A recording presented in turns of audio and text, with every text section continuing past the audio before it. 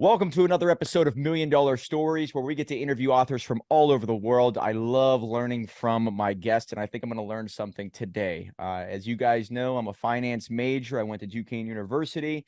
I just never really fell in love with trading because I just didn't feel like I had control. That's why I got into real estate. However, since I have been working with entrepreneurs on their books, I did work with a guy who did teach me a little bit about active trading, and I thought it was fascinating how he views the market.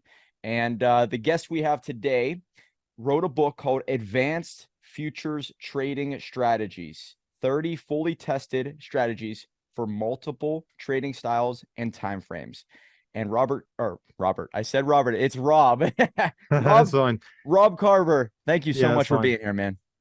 That's fine. In fairness, on the front of the book, it does say Robert, so I can see why that would be confusing.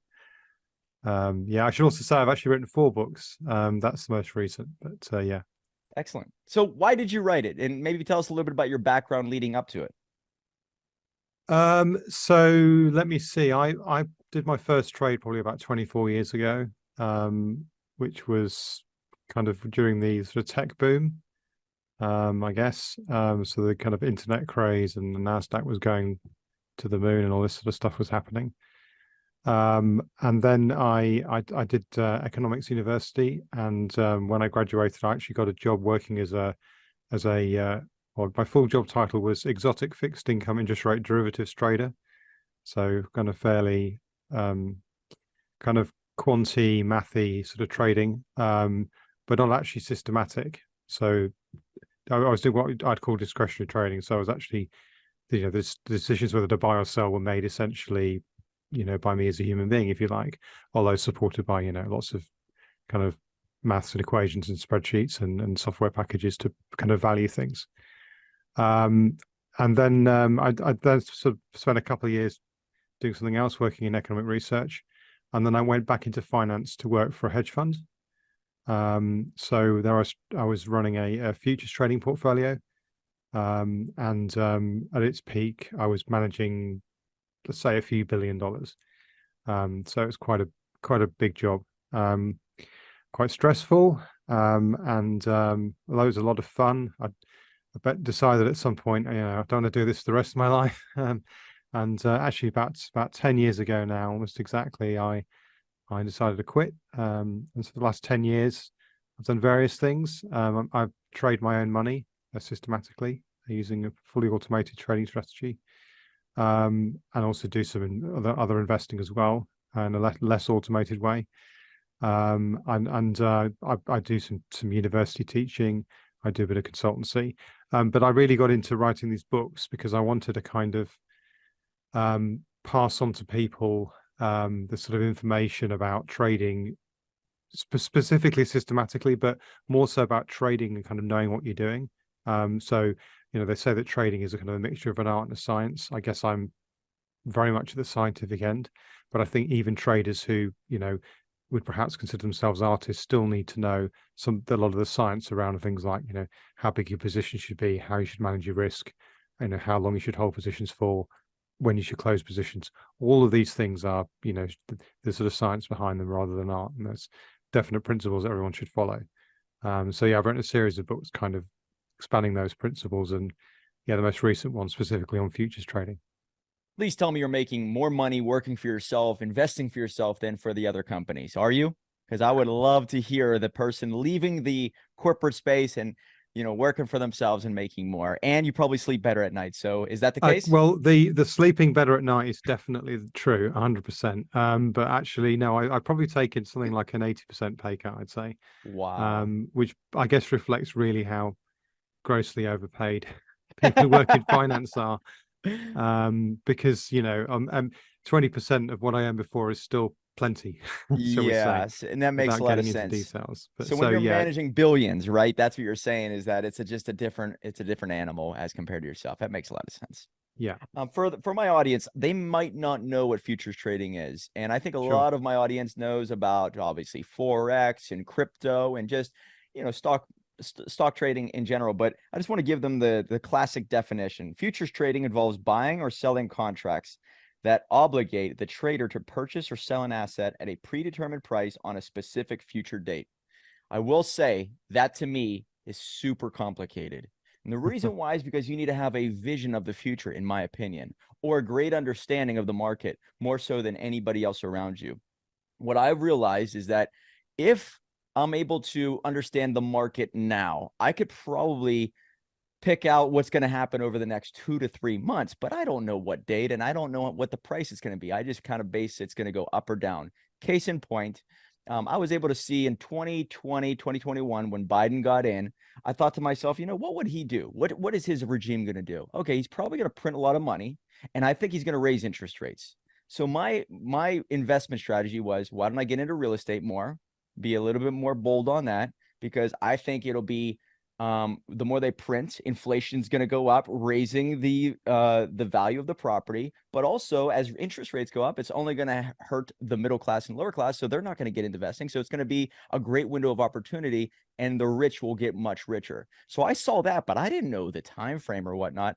How are you able to look at the market and see? I don't know how far out, 6 months, a year, 5 years. Tell me what you look at to make a position. So trading futures isn't that different from trading the underlying assets. So, one of the nice things about futures is you can have futures in different things. So there's futures that cover for foreign exchange, for example. There are a couple of futures that trade crypto. There's plenty of futures trading where you can trade bonds, for example, or equities and so on and so forth. The price of the futures is very closely tied to the current price of the assets. So if you look to the S&P 500 spot price, which you can trade very easily by buying like the SPY ETF, for example, and you compare that to the price of the next futures contract, which there's one that's expiring in a few days, but if we move ahead to the one after that, which will be expiring in March, you won't see a big difference in the price really. And the kind of relationship in those two is driven mostly by things that are pretty easy to kind of estimate. So really betting on the futures not really that different from betting on the current price. The kind of sort of forecasting you have to do isn't significantly different. There are a few nuances in how the price is different, but it's not that different. So there's nothing. I mean, the thing about futures that's potentially the most dangerous, I suppose, is that you can get a lot of leverage with them. So that makes them a lot riskier than just buying stocks with cash, for example. But once you've kind of accounted for that, trading futures isn't that different from trading anything else. It's just a very convenient way of trading lots of different assets, whereas trading a lot of these underlying assets is potentially quite hard. So do you have some type of calling to a certain industry, or do you look at the market in general? And I guess that kind of leads into probably one of your skill sets is not to be emotional, right? You're very logical, you're very analytical. And I would think that the reason why the market is what it is because people are emotional. Therefore, there's many giant swings, which means if there's an attack on the country, a war starting, or a politician says something, things can swing really fast. So I don't know if you stay in you have a buy box or you look at the market in general, and how difficult is it to stay in this game if you have any type of emotional response to what you see out there? I guess there's sort of two separate questions there. One is in terms of what I'm actually trading. So most of the time I'm trading. Say if I was trading equities, I'd be trading the index futures. So I wouldn't be looking at individual companies in the S&P. I'm not looking at Apple. I'm not looking at Tesla. I'm looking at the S&P as a whole or the Nasdaq as a whole and trading that as an index. I do trade individual stocks in the UK, but that's a relatively small part of my portfolio. In terms of emotion, so actually, I would say I'm not actually a very good trader because I do get emotionally attached to positions like most people do. And in the past, when I've not traded in a systematic way, when I've traded on gut feeling, if you like, or some kind of analysis without any kind of system, I have consistently found myself making errors about being greedy. Well, the classic greed and fear, right? So getting greedy about a position or being afraid about a position. And that's why I trade systematically. So I wouldn't say, I probably come across as, as a very kind of analytical emotionless robotic guy, but actually when it comes to trading, I'm probably just as emotional as the next guy, which is why I personally like to trade systematically, and that's how I deal with that. Yeah, I think you seem like a numbers guy, and I think that I wouldn't argue with that. I'm definitely a numbers guy. Yeah. yeah, you seem like it. And that's probably why you're so great at this, man. In your book, you do talk about how to measure and forecast risk. Now, I think that if you can manage risk, and if you can handle it emotionally, and then you can, bring out your best whenever risk is at its greatest, I think that makes you a great entrepreneur in general. And I think that makes you a great leader. So, I mean, there's probably things that you're talking about in this book that transcend investing, but how do you measure and forecast risk? Um, well, I guess in a basic sense, you're trying to work out, what the likely um, sort of upside and downside of a particular position or your whole portfolio is, and you're doing that most of the time based on historic data. So primarily, I'm looking at the last 30 days of price movements and saying, okay, I'm kind of, and that actually is a pretty good forecast for what price movements are going to be in the short term following that. So, let's say if I hold my positions for a month, it turns out if I look at returns over the last month, that's a pretty good guide in terms of deviation as to what the movements will be in the future. So actually, that kind of forecasting of risk in financial markets is quite good. We can forecast risk pretty well. What we can't do as well is forecast returns, or we'd all be rich. It's much harder to say what returns will be over the next month, for example. If you can get it right 51 out of 100 times, then you're probably doing quite well. So that's the primary way that I forecast risk. I mean, I guess any risk management is about either using historic data, or if historic data is not really relevant or potentially too benign, trying to kind of think about what a worst case scenario could be. If for example, if an instrument, let's take an example of I don't know, let's say a crypto coin just launches, it's a brand new crypto coin, you've got no historic data, but you can say, well, this is a small crypto coin, and I know that it's very likely that that could fall by 50% in one day. That's not that unlikely. So even if that hasn't actually happened yet, you'd want to size your positions on the assumption that that could happen, because it's not inconceivable. I mean, it's very hard to be sometimes sufficiently pessimistic and really forecast the absolute worst things that can happen, because they're so-called black swans, they're complete surprises. If you were to go down the rabbit hole of imagining all the horrible things that are going to happen, well, you wouldn't invest anything. You just keep your money under the bed, I guess, because you'd be worried about banks failing, I suppose, amongst other things. So you can go too far down that particular rabbit hole, but people who work in risk management hedge funds do spend time thinking about scenarios like, well, what if this historic event happened again tomorrow, or what if something that hasn't happened yet in history happens again tomorrow? And that's a pretty good way, I think, to manage risk generally, because as you say, all business is about risk management. And you'd be crazy, for example, to open, say, a restaurant. I think like 80% of restaurants fail in the first year. So you'd be crazy to open a restaurant if you didn't have enough working capital to last for at least 12 months, for example, as an example of that. Yeah. Well, I would love for you to paint a picture of what it was like to manage billions of dollars. What was your life like? I don't think anybody listening could really relate to that, but are you meeting with different companies consistently? And the reason why I bring this up is because the more I analyze the S&P 500, I think 80% of them are owned by 1, 2, or 3 different hedge funds, the BlackRock, Vanguard, a couple other ones. So I look at these companies, I'm thinking they have so much control and power over the CEOs of the S&P 500. So when you are a part of this huge machine, what is that like? Well, I'm going to correct a couple of misconceptions there, if you don't mind. So Yes, please.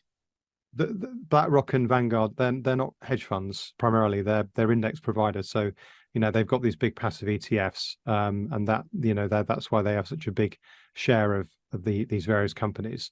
And because they're passive ETFs, they don't actually take that much part in sort of getting involved with managing or directing the management, or or voting in particular ways. I mean, there has been some controversy recently about the way that these funds vote, and you could argue that they've got too much power and that the underlying people who are investing in these ETFs, you know, should have that power instead, and there's perhaps mechanisms by which that can be achieved. But generally speaking, the active hedge funds that are in the business of putting pressure on company management are much smaller and own a much smaller percentage of these businesses.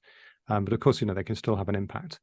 To go back to me personally, so actually, again, I wasn't investing in individual companies, so I was investing in index futures, and across different asset classes. In fact, I was managing the fixed income portfolio, so it was really bonds, interest rate swaps, and things like that the futures are based on. So it's very different from what people imagine a sort of hedge fund to be. So a systematic futures trading hedge fund, most of the time you're basically looking at historical data, computer models of the past, building trading strategies, and then running those strategies with the real money to hopefully be profitable. So my life would look much more like that of a university professor than a kind of classical hedge fund manager. Are Although you are you privy to certain information? Are you able to see data that scares you of what's happening in the market, or what you think is going to happen in the market that the average person will never ever be able to understand? Is that part of the business, part of the job? I mean, there are funds where that sort of thing could potentially happen. So, for example, I guess if let's say you're working for a bank, you'd be able to see things like flows in the FX market, because the FX market's mostly OTC, it's not traded on exchange, so that information is not generally available. But no, I mean, unless you're talking about the sort of this new world of alternative data where people are collecting different kinds of data, but we were focusing mainly on prices. So price information is available to everybody all the time very easily. So, we had zero kind of inside information, I would say. And so you do talk a lot about diversifying your positions. And so can you explain what you mean by that? I mean, you're talking about, I guess, different time periods for whenever you call or whenever you place a put. I'm not exactly sure how you do it, but when you say diversify, what do you mean and how do you do that? So there's different ways you can diversify. So you can diversify your trading strategy. You can do different kinds of strategy. So a big part of the strategies that I used to run and still run is so-called trend following or momentum, where you're basically buying things that have gone up and hoping they carry on going up. So you can diversify that by adding other kinds of strategies to it, different characteristics. You can also, as you say, diversify over time frames. So you could be looking at, sticking to trend following. You'd be looking at slow trends, medium speed trends, fast trends. The market tends to behave differently over different horizons, and you can also get diversifications because you're going to get slightly different positions for looking at different horizons. But actually, the best way of diversifying is probably to have things that are as uncorrelated as possible. So, someone who says, "Oh yeah, I've got 6 different crypto coins in my wallet, I'm diversified." Well, not really, because No, they're you're all not. Yeah, that's the way crypto, I've and realized. Yeah. they're all going to move together. But if someone who owns 10 stocks and it's like, "Oh, I'm diversified," well, they're all US tech stocks. Actually, you're not diversified. They're going to move together a lot more closely. And again, that's all the advantage of futures, because so I could potentially hold positions in 150 different futures, and that covers everything from, like I said, S&P, US 10-year bonds, things like gold, things like crypto, things like wheat. It's a huge gamut of very uncorrelated assets, which it's hard to get unless you're accessing it through futures. No, this is not really in your neck of the woods, I don't think, but maybe you have insight on this. Are you familiar with GameStop? What happened there a couple years ago with Yeah, yes, of Robinhood? course. Yeah. You'd have to have been living under a rock not to have heard about that. Right. Yeah. So I don't know if there's any type of connection with that from what you've seen, maybe behind closed doors, but what were your thoughts on that? Because that kind of exposed how rigged the system is, in my opinion. So what were your thoughts from somebody who is very well versed in this world? What? Sorry, I don't understand. Why They was the they system stopped it. rigged? They stopped it from people losing big time, right? The people who were at holding the switches, set it so there was a limit that how much they could lose, when technically the game was in favor of the little guy, and we could really take a lot of these rich people down, if that makes sense. So Well, they my stopped it though. understanding of what actually happened was obviously a lot of people were trading through Robinhood. Yes. And the way that stock settles is that you need a certain amount of working capital as a broker to run your business. And the bigger your positions are, the more working capital you need. And what my understanding of what happened is that the Robinhood effectively ran out of capital, not because they were losing money or illiquid, but just purely because they had such a huge number of people on wanted to do on one side of the trade, and they didn't have the capital to put against that on the exchange and with their prime brokers. So they had to do two things. Firstly, they had to kind of, roll down the window, if you like, and say, sorry, guys, no more GameStop bets for the time being. And then they had to go and borrow, I think it was $8 billion. I don't know the exact number, but it was a lot of money. Let's borrow a lot of money very quickly to support the size of those positions. So I kind of disagree with you saying that it was sort of a deliberate decision by some kind of dark behind the curtain establishment figures to go against the little guy. That's I it's respect not the your opinion. case. I looked at it as a casino, and the gamblers were winning, and the casino said, "Whoa, whoa, whoa, whoa, we're stopping. Never mind, we're done. That's it." And the gambler's like, "Wait a second, this is my chance. This is what we're here for. You can't Yeah, close but up the window now." I mean, well, like, if you go with the casino analogy, like, you'd be at casino making bigger and bigger. Let's say you're at a casino and you're making bigger and bigger bets. At some point, you're going to hit a table limit. And you might be like, well, come on, I know I'm going to win. I know I'm going to win. Why can't I kind of bet more? Well, like, no, we've got a table limit because that's the maximum that we can cope with. That's not because the casino is kind of biased against you. It's just a question of the system, managing risk. Because the consequences of a company like Robinhood being able to allow investors to put unlimited bets on ultimately would have probably led to all of those little people, as you call them, losing a lot of money when Robinhood went bust, because it would have done at some point. Hmm. Now, you do bring up crypto. I'm in the world of real estate more so than crypto, even though I have a few positions in crypto, Bitcoin and Hex and Ethereum and all the other stuff. So I don't really pay attention. That's very speculative. However, I see the future that the dollar is going down. You have BRICS coming into play. Crypto seems like maybe 50 years from now it's going to be a major player. But what are your thoughts on this? It seems like you know this world a little bit. So give me your initial thoughts.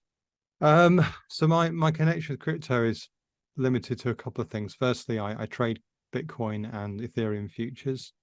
But to be honest, that doesn't mean anything. It doesn't mean because I'm trading purely systematically, it doesn't mean that I'm systematically bearish or bullish crypto. I just take positions that my system tells me to.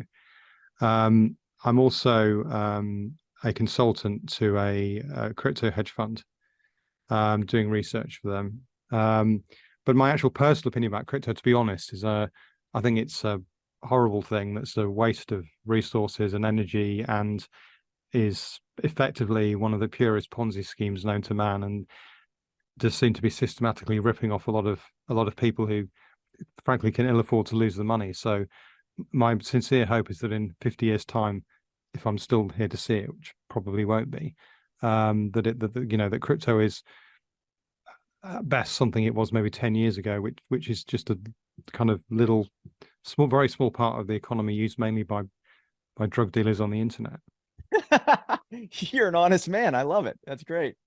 So even though you analyze it, you help people understand it, you're not a big believer in it. That's pretty fascinating, man. It's great. And so what are your thoughts on I mean, it seems like you're more of a global futures trader, right? That's what it is. It's not US based at all.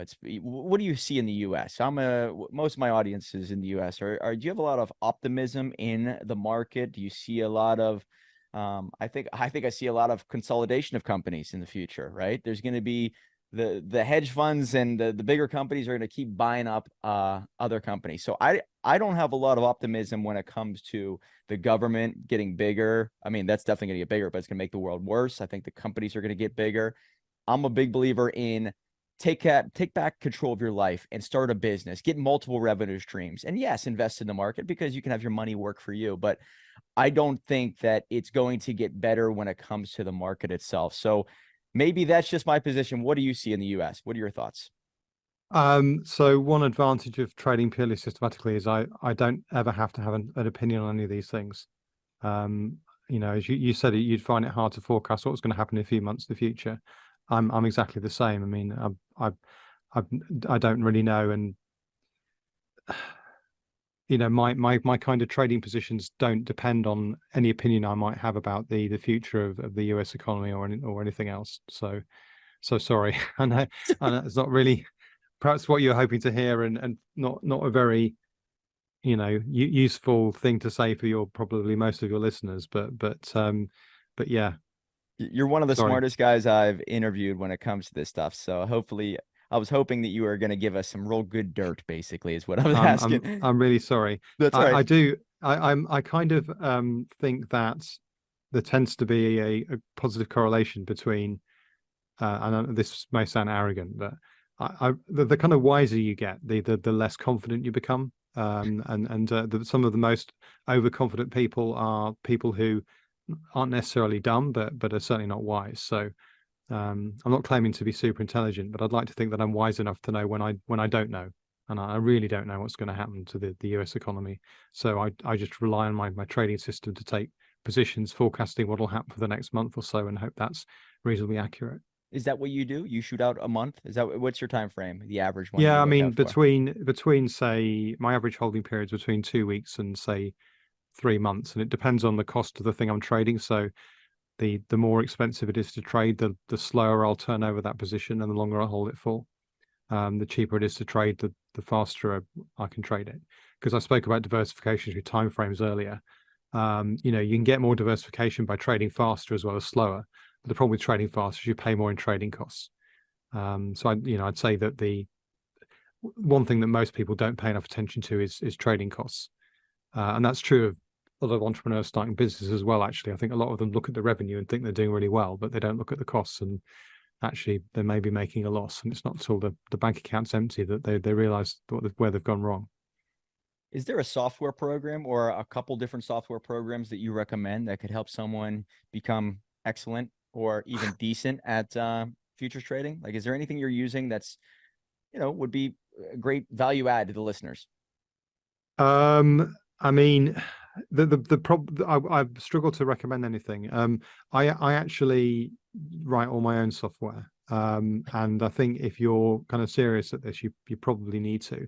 I mean, there are commercially available packages that will allow you to run simple systems. I've never used them myself. I'm sure they're Bloomberg, okay. is that the number one most people use? Is that it? Well, Bloomberg is a data provider, so it's not actually a system that will run a trading strategy for you. It's also very expensive. I think it's about $3,000 a month now for a terminal.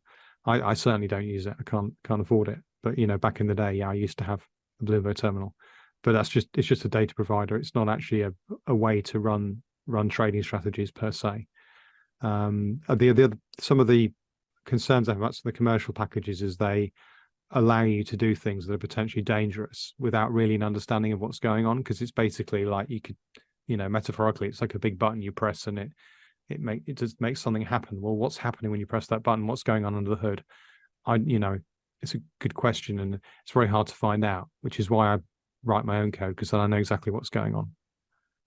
When I was in school, that's all we used was Bloomberg at Duquesne University. So they lived by it. But it was funny. While I was in school, they kept showing a guy named Jim Cramer on TV. Like he was the go-to guy for investing. And the older I get, the more I realize he's just a face. He doesn't know shit, I don't think. So personally, I look at him and I was like, all right, whatever he's doing, I got to do the opposite. Because if you look at his trading, it's terrible. Actually, the somebody launched a few years ago a fund that exist. All it did basically was bet against Jim Cramer. And he did really well, I bet, right? Well, I don't think it did that well or that badly. I don't think he was a very good contrarian sell signal, I think he was primarily on TV because he was entertaining. That's right. That's true of a lot of people, I guess. And I guess I watched him a bit, and he does. There is a bit of kind of content in what he says in terms of educational content. So the problem is, the more if you go on TV and try and be educational and teach people stuff, um, people just aren't interested. It's not entertaining. They'd rather listen to somebody, like I said earlier, who's overconfident, who's willing to give overconfident predictions. People that's what people like to follow. And I guess, being cynical, the same is true of politicians as well. Anyway. True, man. Yeah, that is absolutely true. But so who did you look up to? Was there an investor? Like, were you a Charlie Munger fanatic? Did you read all of his books? It's unfortunate he just passed away recently, but Warren Buffett was the go-to guy for us to follow while I was in school. And I just, these are icons. These are unicorns, basically. They know, and their lives are all about understanding cash flow and maybe boring companies, but making a lot of money, not in the short run. It's all about the long run. So who did you look up to? Were you kind of analyzing certain people's strategies and mimicking them? I mean, I do like Warren Buffett and Charlie, may rest in peace. And I like the way that they talk about the markets, and the way they talk about companies. And it's all, very, very sensible. And they have that trick of telling you stuff that's true whilst also being entertaining and funny. If you read like the Berkshire Hathaway annual shareholders letters, for example, there's not many times I could say, "Oh, read this annual report; you'll find it really fun." It's not true of almost any company's annual report. You read those annual reports, and they're both good to read and also, very informative. The kind of investing that Warren Buffett does doesn't have a lot in common with what I do now. I'd say if there was a person out there who's, the kind of the Warren Buffett, if you like, of systematic trading, it would be probably the guy that runs Renaissance Technology, or I think he's retired now. And there's a book about him called The Man Who Sold the Market by Gregory Zuckerman, which is very good. His name is Jim Simons, and he's probably of a similar age to Warren Buffett, actually. He's firm has been the most successful in terms of systematic trading. And actually, although maybe only 1 in 10 of people have heard about him versus Warren Buffett, he's probably made, his returns are probably something like quadruple Warren Buffett's returns. Wow. I don't So even know this guy then. That's yeah, well, amazing. exactly. So I recommend, if people want to get a bit of a flavor about, what the sort of thing that the systematic trading involves, and they want a sort of Warren Buffett type character, then Jim Simons is the equivalent, I would say. A question that people always ask me is,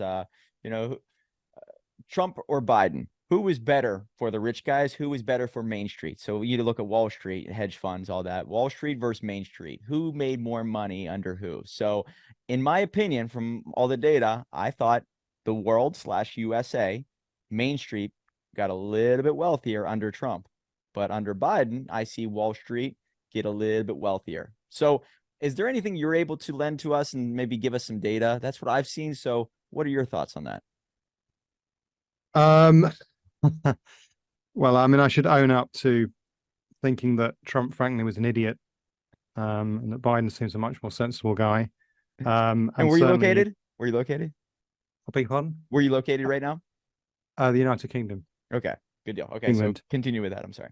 Um, um, I mean, from what I saw of Trump's kind of, let's say, microeconomic policies, his for tax cuts were aimed squarely towards the rich rather than the poor. So, that's what it was. In terms of data, I mean, this, often see this analysis of people who do things like, oh, what was the average S&P return under, this president or this president? Frankly, that's just noise. You can't kind of form any statistically significant stuff from that, because the periods of time are just too short. And luck has a big part of it. So, if for example, Trump had left office on the 1st of January 2020, his S&P returns would have been just, off the scale. Because there was, like in 2017, I think that the market did not go down at all. And that wasn't necessarily because he was doing something that was favoring either the economy or Wall Street or what have you. It was just, frankly, just luck. And of course, the pandemic happened, and that was just bad luck, and that was very bad for stock market. So yeah, I I haven't looked at the data. I don't think the data would tell you anything informative. Like I said, if I look at things like tax policy, I can certainly see that Trump was much more in favor of people like him than other people. And as I said, I think he was an idiot, frankly. But there we go. You're an honest man. I like that. I disagree with you, but you're an honest man. Um, and this is not financial advice for anybody listening, but what are you bullish on? What are you bearish on in the near 6 months, 1 month, whatever you want to look at? Uh, okay, you're gonna have to bear with me because I don't actually know. So because I trade systematically, my system kind of just runs itself, and unless I explicitly go and look, I can't tell you what positions I've got on. So if you just bear with me 1 second. Yeah, this is fascinating. Guys, if you're paying attention, automation, right? Seems like you have computers working for you, and that's how you have this freedom. So I'm a big believer in using software to automate your life and having some virtual assistants, and then also having AI on your favor where it is necessary. So I like what you're saying there, man. So I've these some a lot of these positions may obviously not be very applicable to people, but I can tell you that let's see. So I've got short positions in gas, natural gas, live cattle, US 2-year bonds. So I think the interest rates are going to go up in the near term. And I'm also short the euro versus the dollar. So I think the dollar is going to strengthen versus the euro. I've got long positions in iron ore, in China, the Chinese renminbi yen versus the dollar. So I think the dollar is going to weaken versus the Chinese currency. I'm long Korean bonds. I'm long the Nikkei, which obviously is a Japanese stock index. I'm long Mexican pesos versus US dollars. I'm long Bitcoin, which we've been talking about, obviously. I'm long crude oil. I'm long the Taiwanese stock index, and I'm also long the Japanese yen versus the euro. So that's consistent with being short the euro versus dollar. So I'm quite bearish on the euro, I'd say. So I don't have any position at the moment in say, like a US stock market. Wow. So because the signals are not strong enough, there's no kind of clear direction for me at the moment. Interesting. Now, I am a big fan of a book called The Creature from Jekyll Island. Have you ever read that book at all? I haven't, no. Oh, you would love it. Anyway, it talks about the creation of the Federal Reserve in 1912 and the removal of the gold standard, the beginning of it, and then Nixon taking us off the gold standard in 1971. Now, it doesn't talk about Nixon in that book, but the creation of the Federal Reserve. Overall, do you think that was a good thing for the world or a bad thing?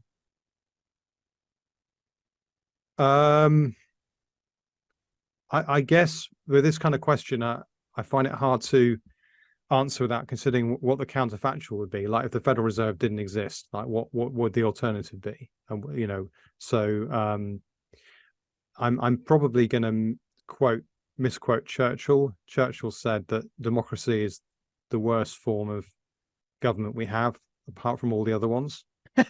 Um, I kind of think that the Federal Reserve, or indeed the kind of, let's call it the sort of classical West, sort of central banking system that we have in most developed countries, most advanced countries, there's not a massive amount of difference between the way the Fed works and the way that the Bank of England works in the UK, and the way that the Japanese central bank works, the ECB works.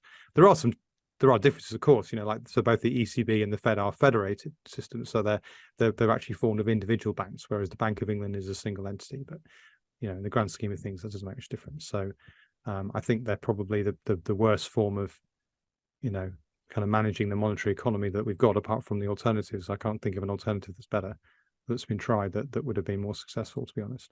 You classify yourself as a capitalist, full-on capitalist? I mean, well, I suppose I do, but I also believe that and you probably inferred that from my earlier comments about Mr. Trump, that I believe that there's also a role for a government. If I look at countries that don't have governments or don't have stable governments, then generally speaking, they're not great places to live. I think there's quite a strong positive correlation between actually the size of the government and how nice a place is to live, up to a point. So North Korea, I guess, is probably not a great place to live, has a big government. But you look at somewhere like, I don't want to pick on them necessarily, but it just comes to my mind, somewhere like Somalia, which doesn't have an effective government and is not a very nice place to live.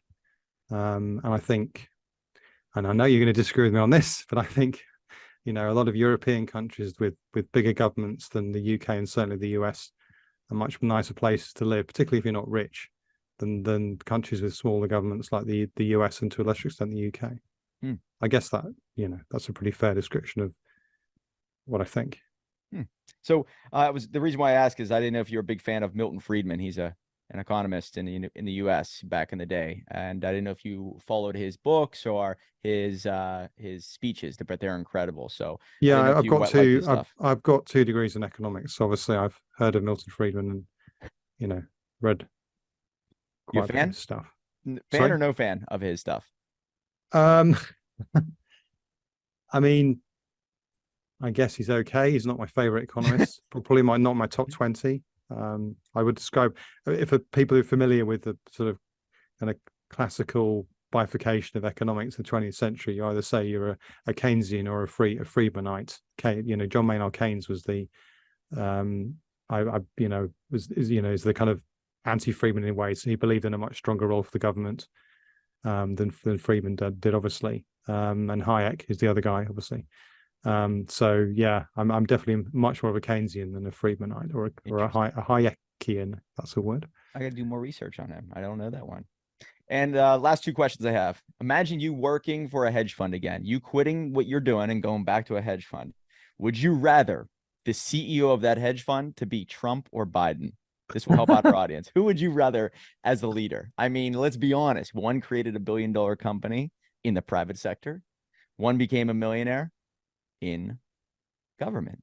Who would you pick? Yeah, one got given a lot of money by his father and went bankrupt several times and has been done for cheating on his taxes. But I can't imagine. Well, I don't really want to go back to work in hedge funds, but I can't imagine there'll be any amount of money that would make me have to stay in the same room as Trump for longer than 5 minutes, never mind work for him.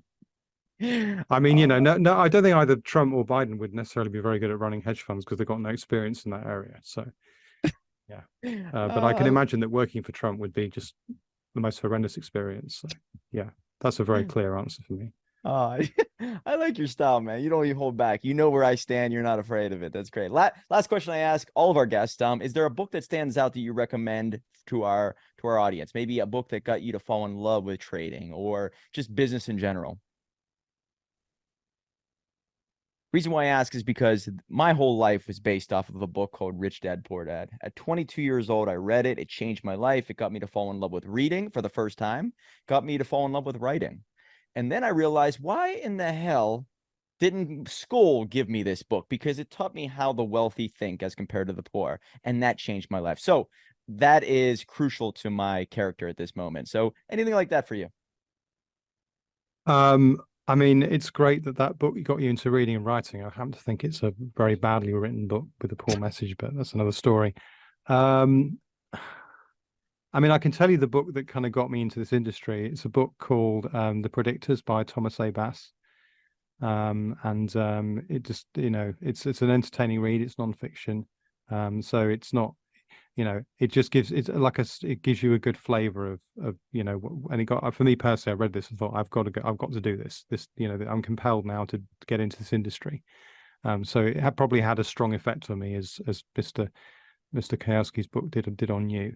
He's also written an earlier book called The Eudaimonic Pie, which is about a bunch of people trying to essentially break roulette using toe-mounted computers. This is in the kind of 1980s, before computers were much smaller than they are now. So they had to build these computers themselves and put them in shoes and stuff. It's a very entertaining read. Yeah, so The Predictors by Thomas Bass. If someone out there reads that and has the same effect on them that it does on me, then I want to be doing what I'm doing. So excellent. Guys, the book is called Advanced Futures Trading Strategies by Rob Carver. You're obviously well educated, you know your stuff. A little misinformed when it comes to Trump, but we'll fix that later. Don't you worry about that, sir. Anyways, it has been an honor to talk with you. Is there a way for people to reach out to you via social media, a website, anything? Because you are by far the most knowledgeable when it comes to this industry Yeah, that I'm I've quite interviewed. hesitant to tell people what my Twitter handle is because I've got a horrible feeling that the sort of people who might be listening to this are going to kind of pile on, call me a lefty and a socialist and all kinds of No, we're other. good guys. We're the good guys. Okay, well, my Twitter handle is investing idiocy, and my website is systematicmoney.org, and from there you can go to my blog and other social media and find out more about my books. So find them on X, not Twitter, on X. Oh, All right. I'm not a big fan of Mr. Musk either, so I'm going to Oh, insist on man, calling it Twitter. you teach me about trading. I'll teach you about great leaders. All right. Let's sit down another time. It's been an honor to talk with you, Rob. I really appreciate it. Remember, guys, $1 million book will lead to $1 million life. Right on.